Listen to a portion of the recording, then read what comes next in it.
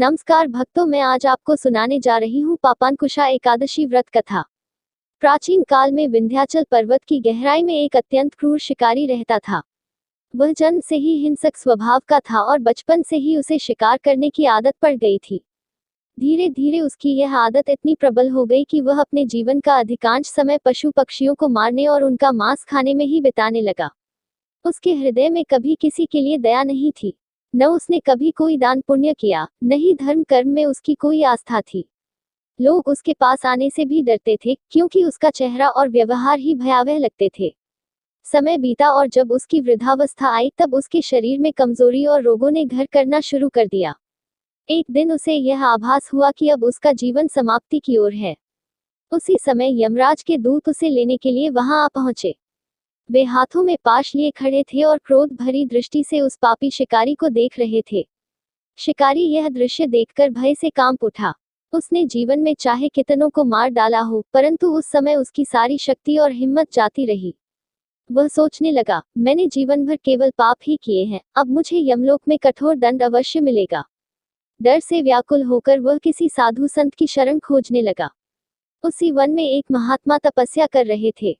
शिकारी उनके चरणों में गिर पड़ा और रोते हुए बोला, हे महात्मन, मैंने अपने जीवन में असंख्य पाप किए हैं। मैंने कभी धर्म कर्म नहीं किया, न दान दिया, न पूजा की। अब यमदूत मुझे ले जाने आए हैं। कृपया मुझे कोई ऐसा उपाय बताइए जिससे मैं इस भयंकर संकट से बच सकूं। महात्मा उसकी करुण पुकार सुनकर द्रवित हो उठे। उन्होंने कहा, हे पुत्र, तुमने निश्चय ही भयंकर पाप किए हैं, परंतु भगवान विष्णु करुणामय हैं। यदि तुम सच्चे मन से उनकी शरण में आ जाओ और पापांकुशा एकादशी का व्रत श्रद्धा पूर्वक करो तो तुम्हारे समस्त पाप नष्ट हो सकते हैं। साधु ने उसे व्रत की विधि समझाई। एकादशी के दिन प्रातः स्नान करके भगवान विष्णु का स्मरण करो, उनके पद्मनाभ स्वरूप की पूजा करो, तुलसी दल अर्पित करो, धूप दीप जलाओ और पूरे दिन उपवास रखो। रात्रि को जागरण करके प्रभु का भजन कीर्तन करो और अगले दिन ब्राह्मणों को भोजन कराकर व्रत का पारण करो। शिकारी ने निश्चय किया कि अब वह यही करेगा। उसने भय और श्रद्धा से भरे हृदय से पापांकुशा एकादशी का व्रत किया। पूरे दिन उपवास रखकर भगवान पद्मनाभ की उपासना की। जीवन में पहली बार उसके मन में पश्चाताप और भक्ति दोनों का संयोग हुआ।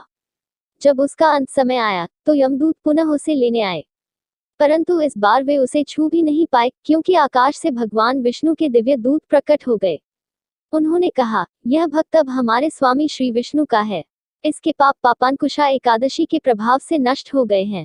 अब यह यमलोक नहीं जाएगा, बल्कि गरुड़ पर बैठकर विष्णु धाम जाएगा। इतना कहकर दिव्य दूतों ने उसे गरुड़ पर बैठाया और विष्णुलोक ले गए। वहां जाकर वह परम आनंद में रहने लगा। इस कथा से शिक्षा मिलती है, पापांकुशा एकादशी का व्रत करने से सबसे पापी मनुष्य भी पवित्र हो सकता है।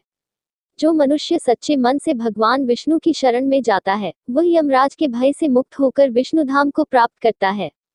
इस व्रत से जीवन में सुख, शांति, धन धान्य और अंत में मोक्ष मिलता है।